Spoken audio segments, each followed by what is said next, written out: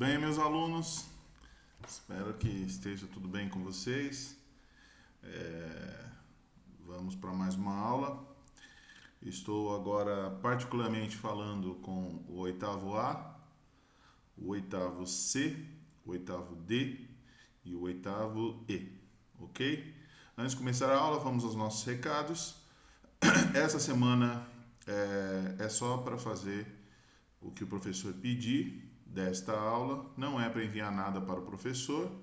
Eu espero que todos vocês já tenham enviado, né, o que vocês precisam enviar do segundo bimestre, e do primeiro bimestre é naquele período de 31/7 a 6/8, para os alunos entregarem as atividades do primeiro bimestre, que é a recuperação, né? Logo mais eu vou colocar uma lista aí dos que estão de recuperação, mas todo aluno que não entregou, sabe que não entregou e tem que entregar nesse período. Lá no meu roteiro está bem explicadinho isso, ok? Então, às vezes mandam mensagem para mim, professor, será que eu não entreguei alguma coisa? Você que tem que saber se você entregou ou não, né? Então, se você não entregou alguma coisa no primeiro bimestre, você tem que entregar do dia 31/7 ao dia 6/8, ok? Mas se tiver dúvida, pode mandar um WhatsApp para mim. Certo? Então, vamos lá. Essa aula ela vai estar já liberada para vocês na segunda-feira, ok? Na semana do dia 20 a 24/7. Então, essa semana não é para me enviar nada do segundo bimestre, a não ser que você, obviamente, já tenha enviado, né? Então, nessa semana dessa aula é só para fazer o que o professor pedir para ser feito no caderno do aluno e fazer o teu entendimento da aula no teu caderno pessoal, como nas outras semanas. Tudo bem? Então, vamos lá. Vamos retornar ao assunto que nós estávamos na semana passada. Nós estávamos falando sobre alguns conflitos e tensões em alguns países, tanto países, digamos assim, potências como não potências, e o que isso reflete na vida dessas pessoas, ok? Então nós estávamos falando ali do ataque aos Estados Unidos, né, em 2001, e estávamos falando também do ataque ao Pentágono, o ataque às Torres Gêmeas, né? O professor falou um pouco sobre isso na última aula, né? E quais os interesses que estavam atrás desse evento assim tão complicado.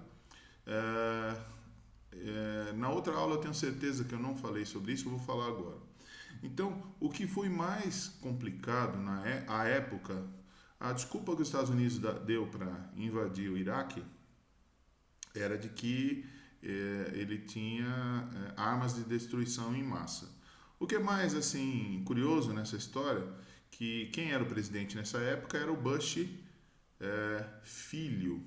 O Bush pai já tinha sido presidente dos Estados Unidos alguns bons anos atrás. E na época do governo do Bush pai, o Bush pai tinha um bom relacionamento com o Iraque. Inclusive o Iraque era amiguinho dos Estados Unidos à época, né?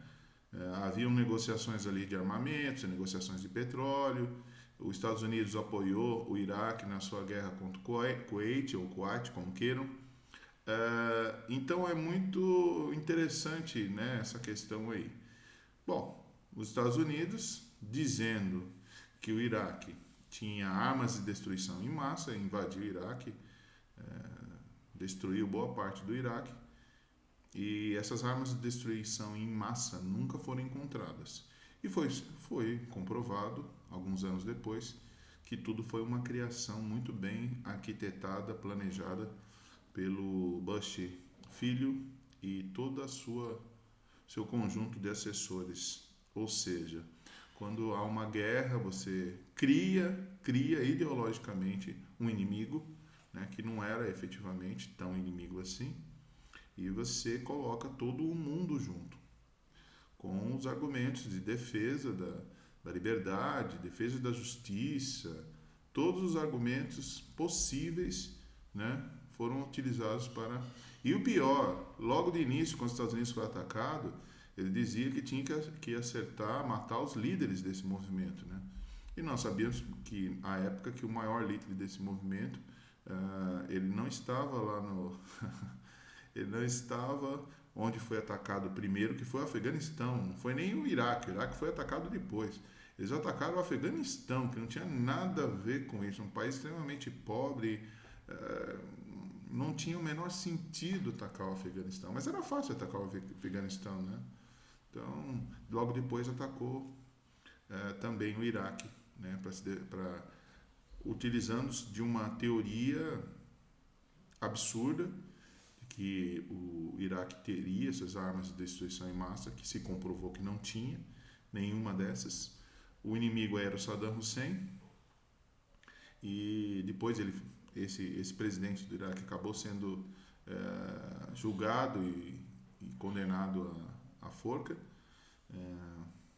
Mas então complicado, né? E aí o que aconteceu? Criou-se uma ideologia da guerra contra o terror. A guerra contra o terror. Bom, nesse processo todo, tem uma coisa que vocês precisam entender. Toda vez, não só nos Estados Unidos, como em outros países, é muito já sabido historicamente que quando você impõe uma guerra a outro país, ou chama o país contra um outro país e cria uma ideologia, né, do terror, a sua popularidade enquanto presidente vai às alturas, né? Então foi exatamente uma estratégia do Bush à época, porque os seus números eram muito ruins, né? Nisso elevou-se, né, a moral, digamos assim, a questão norte-americana foi inflada, né, de orgulho norte-americano, né, e essa coisa de defesa da liberdade com relação ao mundo. Utilizou-se disso para enganar os norte-americanos, e é fato que naquele momento a popularidade do presidente Bush filho foi às alturas. Na época havia uma estatística de que aproximadamente 74% a 75% da população norte-americana era favorável à guerra. Depois que eles descobriram, mais para frente, que as armas de destruição em massa, né, e tudo veio à tona, a popularidade dele caiu a níveis de 20 e poucos por cento, caindo quando ele saiu do governo. Ele deixa os Estados Unidos quase quebrado. Uma situação muito difícil. O governo Obama pegou os Estados Unidos numa situação, uma das piores situações da história dos Estados Unidos. O custo no café da manhã da guerra do Iraque era algo em torno de 35 milhões de dólares. Até o café da manhã, os Estados Unidos gastava por volta de 35 milhões de dólares. Era um custo absurdo, e os Estados Unidos ficou mais de 11 anos lá, dentro do Iraque. Bom, mas por que tanto interesse no Iraque? Ora, o que o Iraque tem? Petróleo. E ter petróleo é ter poder. Não se esqueçam disso. E aquela região do Oriente Médio é uma região que interessa extremamente aos Estados Unidos. Os Estados Unidos não produz todo o petróleo que necessita. Os Estados Unidos gasta muito petróleo. Então ele precisa de petróleo também para ter poder. Não só do ponto de vista do seu custo de... Né, a sociedade norte-americana é muito voltada a esbanjar, ao consumo, grande consumo. Então, não se esquecendo que o petróleo...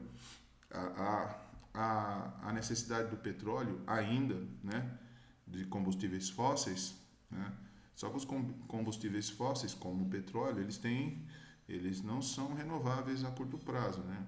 Ou seja, levaria milhões de anos para se fazer de novo petróleo. Há reservas ainda no mundo? Sim, sim, mas o homem está gastando absurdamente. O modo de produção é extremamente de grande consumo, né, e de desperdício também.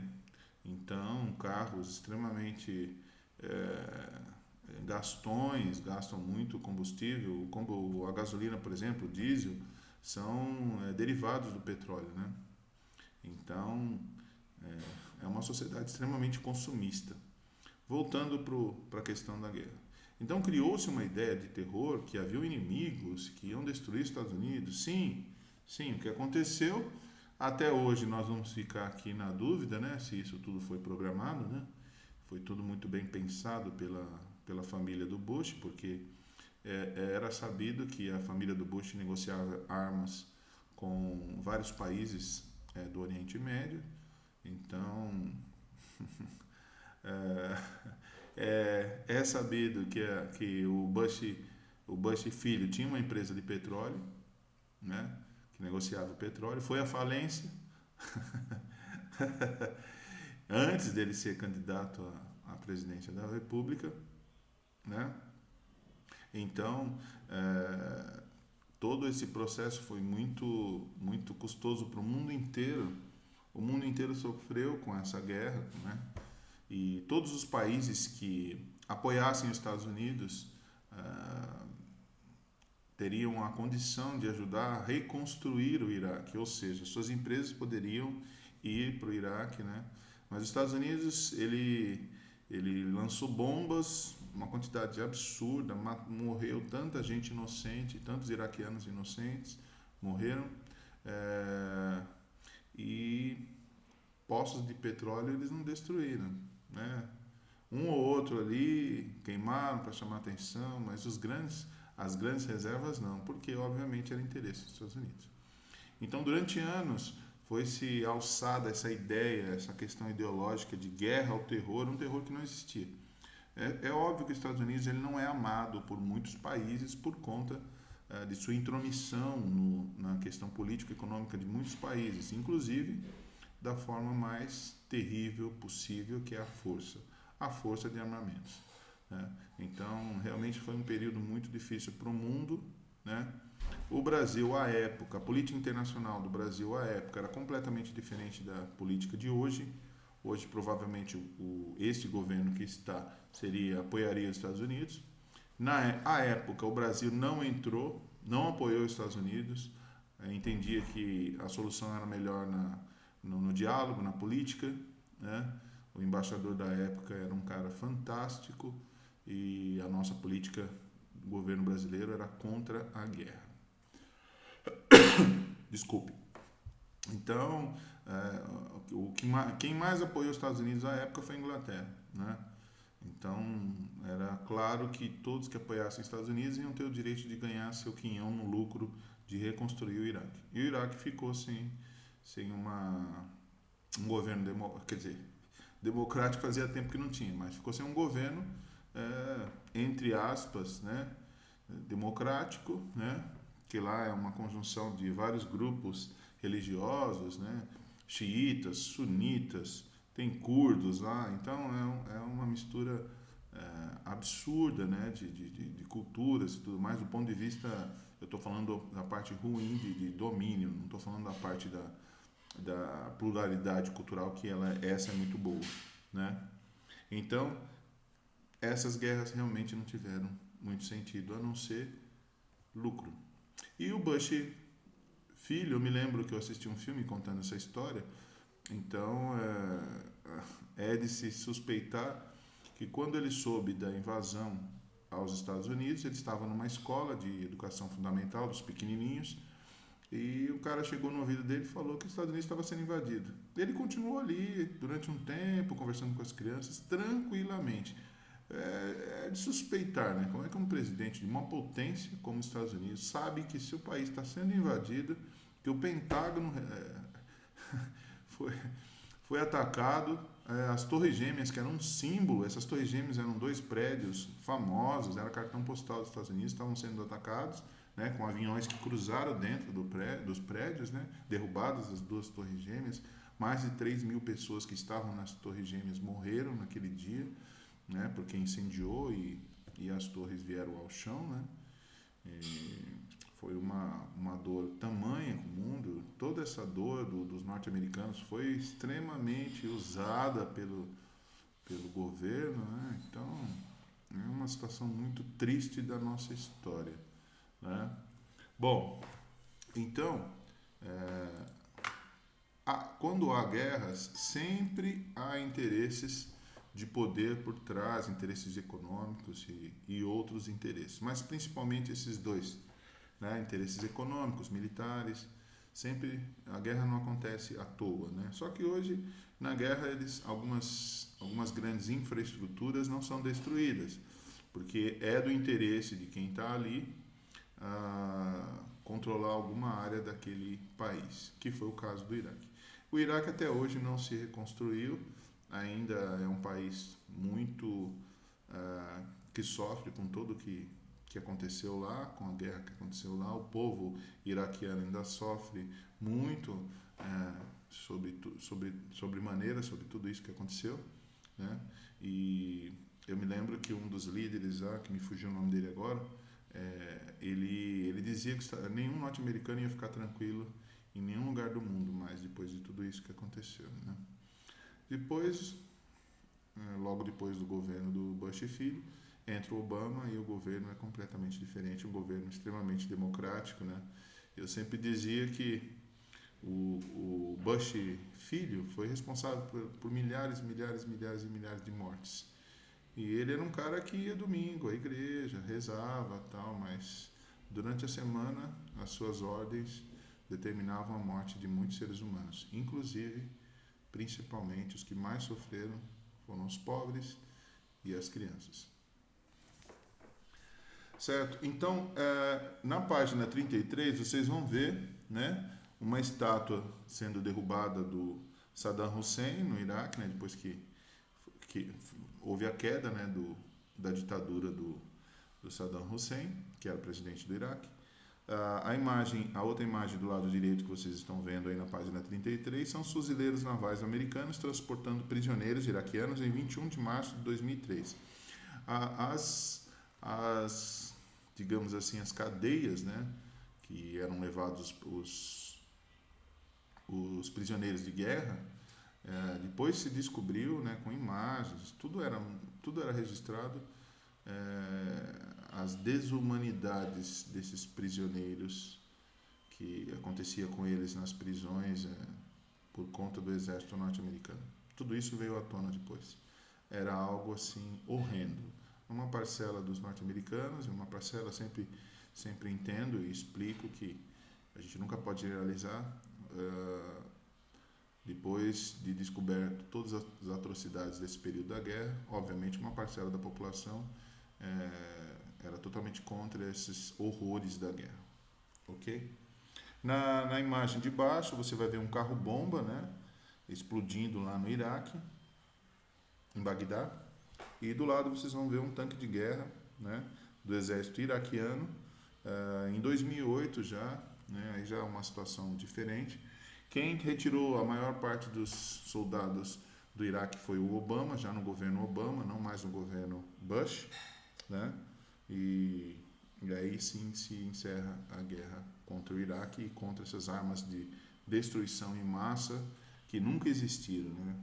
Eu digo que uma ditadura, às vezes não necessariamente é uma ditadura do ponto de vista como era a ditadura lá no Iraque, mas uma democracia que não é uma democracia é uma ditadura também.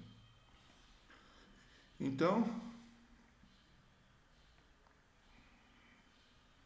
não esquecendo que muitas dessas guerras são determinadas por poder na região, principalmente a região do Oriente Médio, que é uma região não só importante do ponto de vista de várias religiões, né, porque tem uma terra que é considerada santa ali em Jerusalém, e não só por essa questão religiosa, mas fundamentalmente por ter interesses econômicos ali.